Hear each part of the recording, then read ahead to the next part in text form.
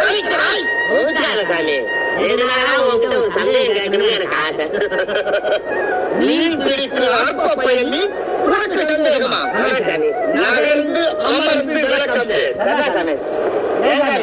நானும் பல வருஷமா பாக்குறேன். நீ தினம் வர்ற, இங்க உட்கார்ற, தண்ணி அள்ளி தண்ணியே விட்டுற, மூக்க பிடிச்சிட்டு உட்கார்ந்துருக்கு. இதெல்லாம் எதுக்காக? மூக்கை பிடித்து மூச்சை அடக்கி தியானம் செய்தார். அம்பாள் வருவாளடா. ஆமாடா பார்த்து. ஐயோ ஐயோ சாமி,